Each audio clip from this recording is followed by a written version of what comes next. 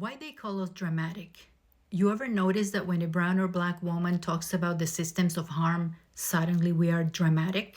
Let's talk about why that word exists and who it was designed to protect. For centuries, colonizers used the same strategy. Discredit the emotions of the oppressed so the oppressor never has to face what they did. When indigenous, brown, and African women resisted, documented their pain, or demanded dignity, colonizers didn't say we are harming these people. They said, these women are emotional, irrational, exaggerating. That wasn't an accident. It was policy. Because if we are irrational, our resistance doesn't count. If we are exaggerating, then their violence looks smaller. If we are dramatic, then they get to stay comfortable. Fast forward to today. When we talk about colonization, racism, systemic harm, we are not just sharing opinion. We are exposing structures. And that makes people who benefit from those structures uncomfortable. So what do? They reach for the oldest colonial tool in the box, tone policing.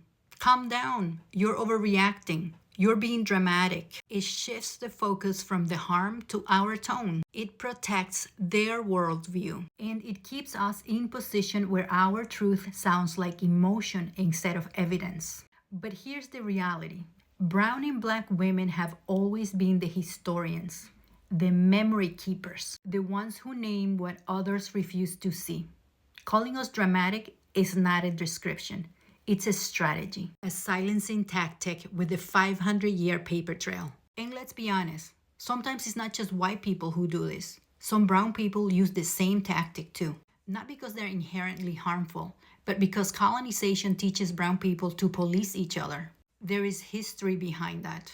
Colonial governments rewarded the good natives, the ones who stayed quiet, complied, assimilated, or helped enforce the rules. They were told that distancing themselves from their own people would keep them safe, respectable, closer to power. So when a brown woman speaks truth about systemic harm and another brown person calls her dramatic, that's not personality, that's internalized colonial training. Well trained. It's a survival strategy that became a habit, a way to align with the dominant group in hopes of avoiding punishment or gaining approval. It's painful, but it's real, and naming it is part of breaking it. So the next time someone calls you dramatic for naming the impact of systemic harm, whether they're white or brown, remember, you're not being dramatic, you're being accurate. And accuracy has always threatened power.